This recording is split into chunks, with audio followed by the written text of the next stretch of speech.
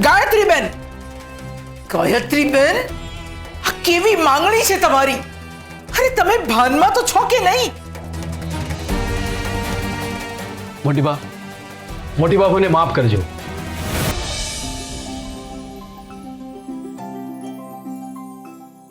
બહુ જ સુંદર લાગી રહી છે તું. હું બહુ ખુશ છું કે તને ફરીથી જીવન જીવવાની ઈચ્છા જાગી છે.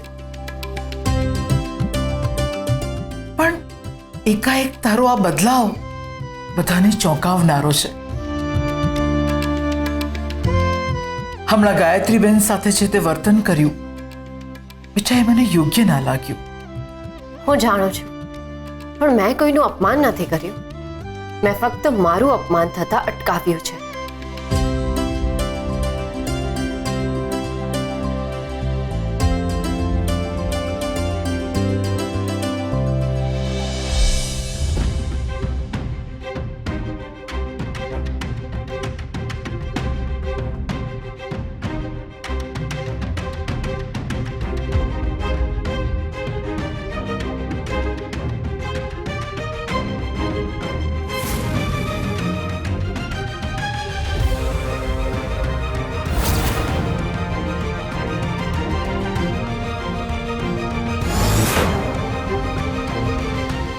સરગમ, તને શું થયું છે?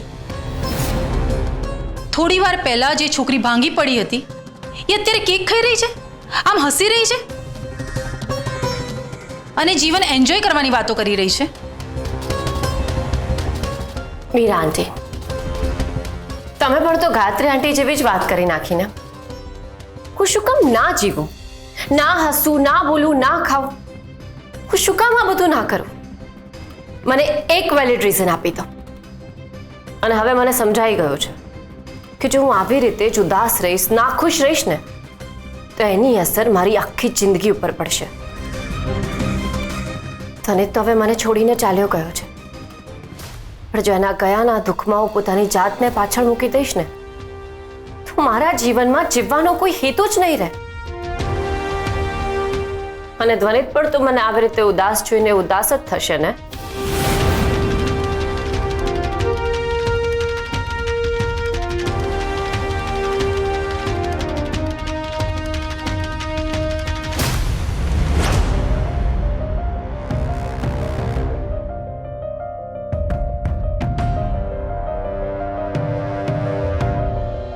મારું એક કામ અધૂરું રહી ગયું છે, એને પૂરું કરવાનું છે.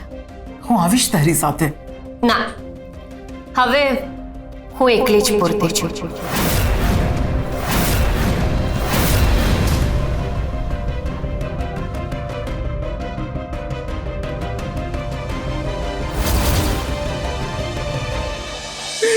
ગાયત્રી આંટી, આમ ઘર છોડીને ના જવાય, આ વ્યાજબી નથી. હા માસી, પણ તમારે સરગમ ઉપર હાથ ઉપાડવાનો પ્રયત્ન નહોતો કરવો જોઈતો. સરગમે જે રીતે ગાયત્રી આંટી સાથે વાત કરીને એ સાંભળીને કોઈ પણ વડીલને ગુસ્સો આવી જાય. મને તો એ નથી સમજાતું કે આ ઘરમાં સરગમ કંઈ પણ કરે તો પણ બધાને સરગમ કેમ સાચી લાગે છે. તમે પણ ચિરાગ દર વખતે સરગમનો જ પક્ષ લો છો, તમને એની ભૂલો જ નથી દેખાતી. અરે એવું નથી, હું ખાલી એટલું કહેવા માંગુ છું કે નાની નાની વાતમાં ઘર છોડીને જવાનું ન હોય. ચિરાગ, મારે અત્યારે તારી સાથે કોઈ વાત નથી કરવી. ઠીક છે, તમારું મગજ શાંત થાય ને ત્યારે આપણે સવારે શાંતિથી વાત કરીશું, બરોબર?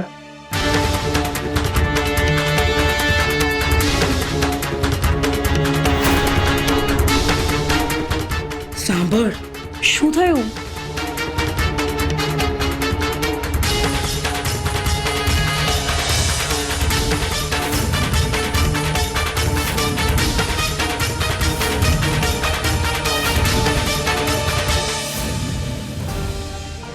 આઈ એમ સો સોરી કે મેં તમને આટલી રાત્રે ડિસ્ટર્બ કર્યા. જો બાળકો માટે વાત કરવી હોય તો મારી પાસે બિલકુલ સમય નથી.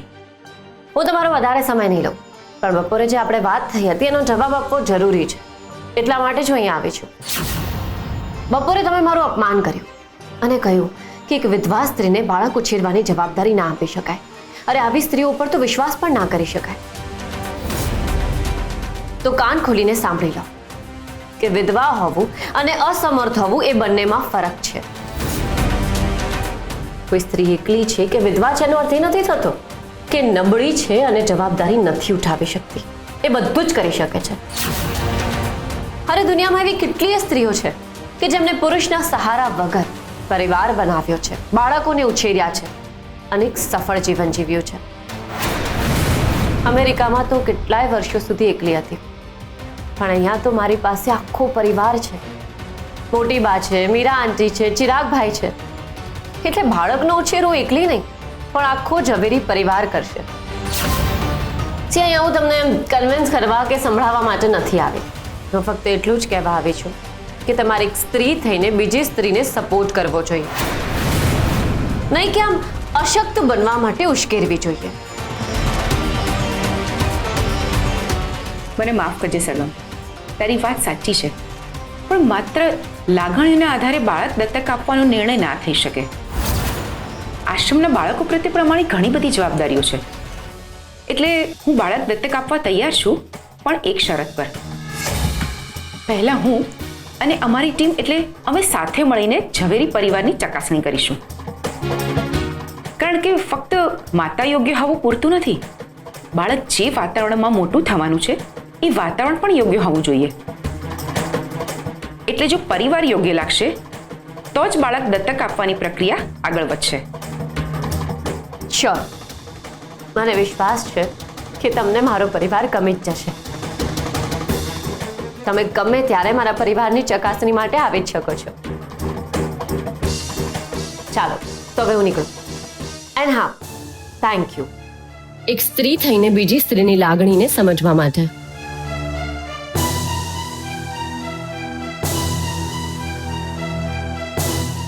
સરગમને પહેલી વાર જોઈ ત્યારે એવું ધાર્યું નહોતું કે એનું આવું પણ કોઈ રૂપ હશે. મને એટલી ખુશી થઈ રહી છે મીરાવો.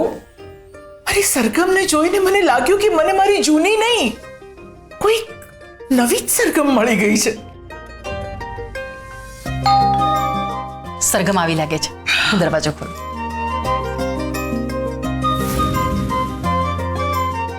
સરગમ, મોટી બા, મોટી બા. સરગમ,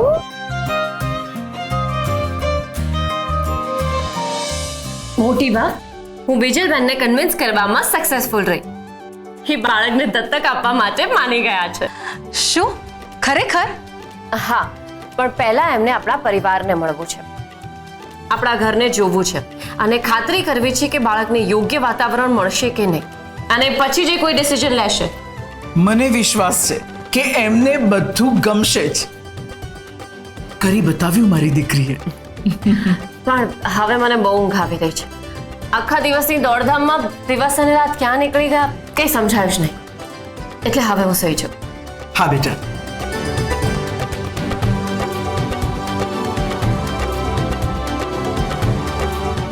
ચલો, સરગમ ખુશ છે એ બહુ સારી વાત છે.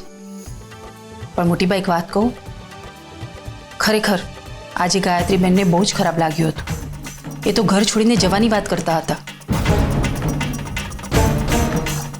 એમને જવું હોય તો જાય.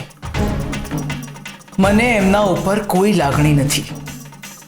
આટલા સમયથી સરગમને બહુ હેરાન કરી છે એમણે, તો સ્વાભાવિક છે એમના ઉપર લાગણી ના જ હોય. એટલે એમને જવું હોય તો જાય, મને કોઈ વાંધો નથી.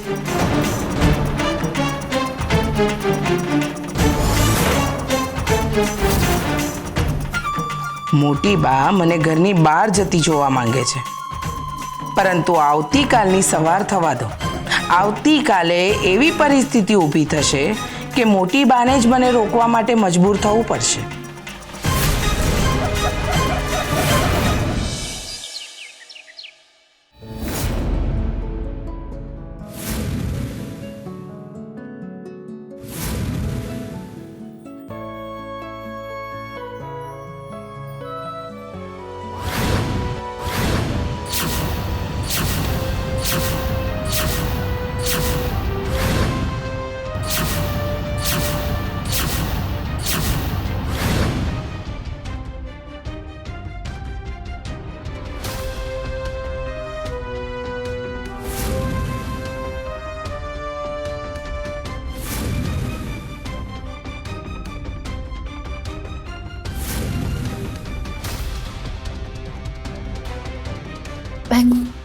ગાયત્રી આંટી સાથે ગઈકાલે જે રીતે વાત કરી, બધાની સામે જે રીતે વર્તન કર્યું અને આવા કપડાં પહેરીને ફરું છું, તો હવે શું કર્યું?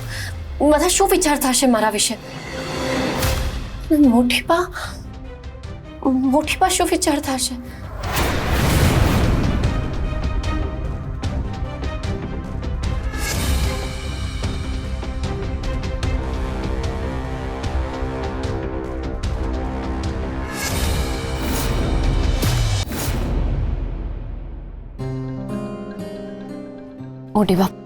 મોટી બા મારાથી બહુ મોટી ભૂલ થઈ ગઈ.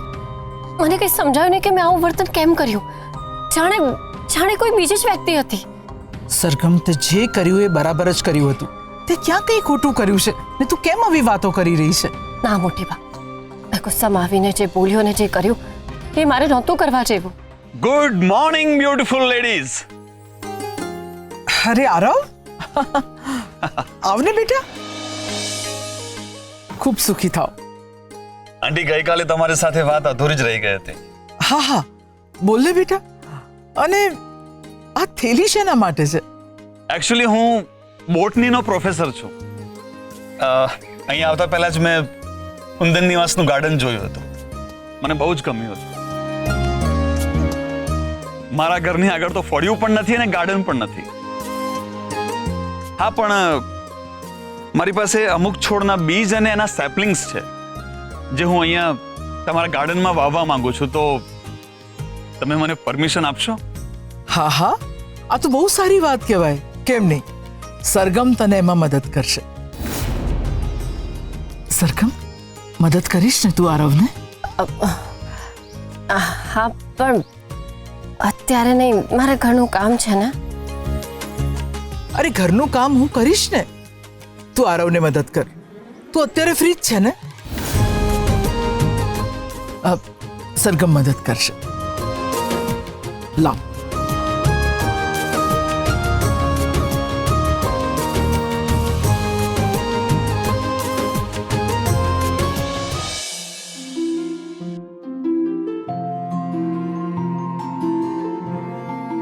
ઉનાળાને કારણે આ બધું જ બહુ સુકાઈ ગયું છે અને હવે ફરીથી ખબર નહીં આમાં લીલાશ આવશે કે નહીં. એટલે અત્યારે તો પ્લાન્ટેશન શક્ય જ નથી. હું જ જાઉં.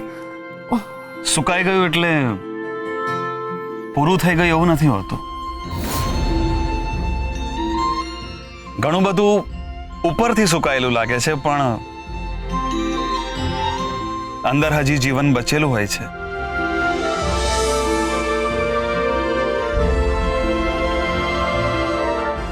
આ જમીનમાં હજી ઘણો જીવ બાકી છે અને લીલાશની શક્યતાઓ પણ.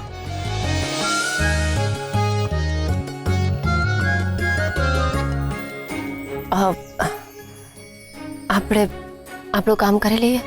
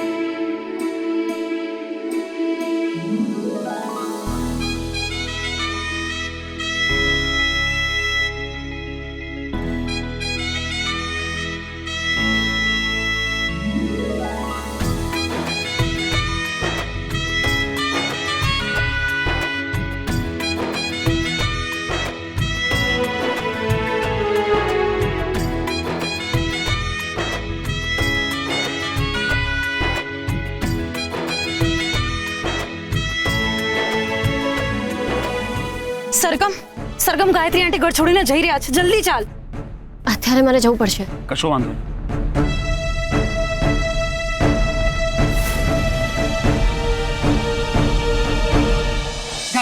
ગાયત્રીબેન, વાત તો સાંભળો. ગાયત્રીબેન, વાત તો સાંભળો. જે થયું એ બધું ભૂલી જાઓ. આવી રીતે ઘર છોડીને જાઓ એ સારું ના લાગે. ને ઘરમાં મહેમાનનું અપમાન થાય એ બધું સારું લાગે નહીં? આ વાત તમારે છે ને ગઈકાલે સરગમને સમજાવી જોઈતી હતી. ગાયત્રી માસી, ઘર છોડીને જવાનું ભૂત હજી તમારા મગજમાંથી નથી નીકળ્યું? અને કેવી રીતે જશો? મેં બસની ટિકિટ બુક નથી કરાવી. કશો વાંધો નહીં, બસ સ્ટેશન જઈશ ને જે બસ મળશે ને એમાં બેસી જઈશ. અરે પણ ગાયત્રી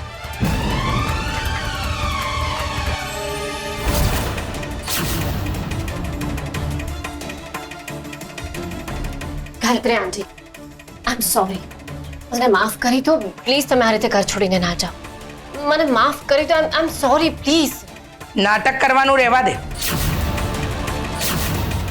ગઈકાલે તારા મનમાં જે કંઈ પણ હતું ને એ બધું જ બહાર આવી ગયું. મને ખબર પડી ગઈ કે તું મારા માટે શું વિચારી રહી છે. પણ સરગમ, તારા માટે હું આટલું ખરાબ તો નહોતી જ વિચારતી. મને ખબર છે કે તને સપોર્ટ કરવા વાળા લોકો આ ઘરમાં ઘણા છે, એટલે મારે કશું બોલવું જ નથી. હું ઘર છોડીને જઈશ ને એમાં બધા ખુશ છે. મોટી બા તમે જ સમજાવો ને, વાત જ નથી સાંભળતા.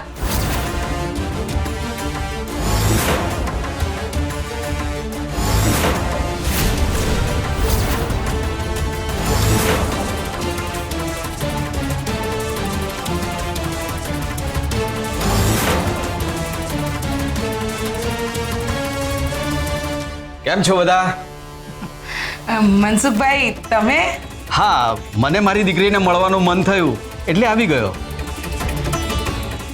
પણ તમે આ ક્યાં જવાની તૈયારી કરી? આ ઘર છોડીને જાઉં છું. કેમ? આમ અચાનક એવું તો શું થઈ ગયું? એ તો તમે મોટી બાને જ પૂછી લો.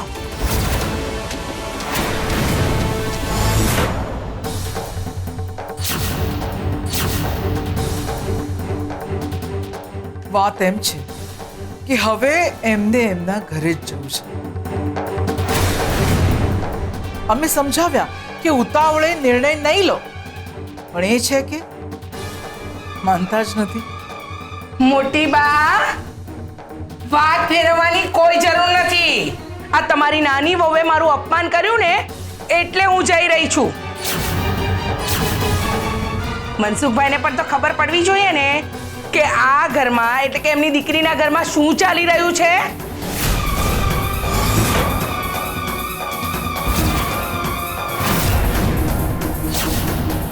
ગાયત્રીબેન, બાળકો ભૂલ કરે તો એને ઠપકો આપીને સુધારવાના હોય.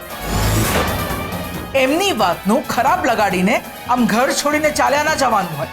અરે વાહ, અત્યાર સુધી તો કશું નતા બોલતા અને અચાનક બોલવા લાગ્યા.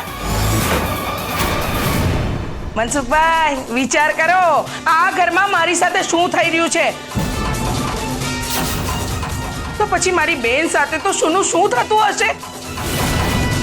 ગાયત્રી આંટી, હું તમારી માફી માંગુ છું. પ્લીઝ તમે આ રીતે ઘર છોડીને ના જાઓ પ્લીઝ. હા માસી, પ્લીઝ. હા ગાયત્રી આંટી, હવે વાત પૂરી કરો, રોકાઈ જાઓ. આટલું બધું જ્યારે તમને બધા કહી રહ્યા છે તો અહીંયા વાત પૂરી કરી દો.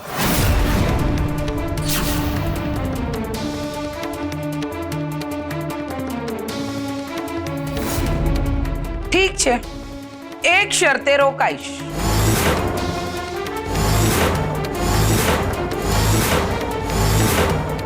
જેમ સરગમે ગઈકાલે બધાની સામે મારો હાથ પકડ્યો હતો ને,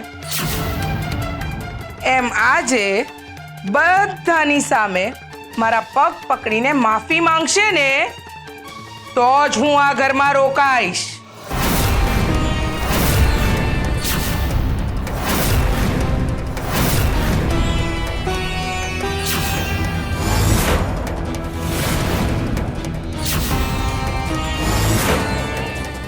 ગાયત્રીબેન, ગાયત્રીબેન, આ કેવી માંગણી છે તમારી? અરે તમે ભાનમાં તો છો કે નહીં? મોટી બાપુને માફ કરજો, પણ કદાચ હું અહીં ખોટા સમયે આવી ગયો છું. માધુરી બેટા, આ તારા પરિવારનો પ્રશ્ન છે, એટલે આ ઘરમાં કોણ રહે કોણ ન રહે એ નિર્ણયમાં મારું ભાગ ભજવવું ને એ મને યોગ્ય નથી લાગતું. હા, હવે હું પણ મારા ગામ જાઉં છું, કારણ કે જ્યાં મારી કદર જ નથી ત્યાં રહીને પણ શું કરવાનું.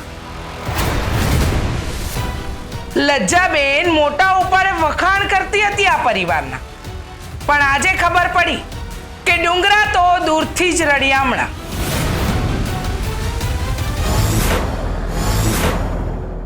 ગાયત્રી આંટી,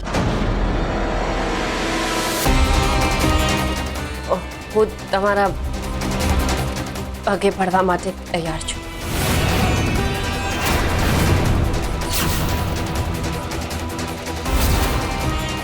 ગાયત્રી માસી, તમે નાની વાતને ખેંચી ખેંચીને મોટી શું કામ કરો છો? સરગમ, એમને જવું હોય તો જવા દે. ના ચિરાગભાઈ, જો મારા કારણે ગાયત્રી આંટી ઘર છોડીને જઈ રહ્યા છે તો હું એમની 1000 વાર માફી માંગવા પણ તૈયાર છું.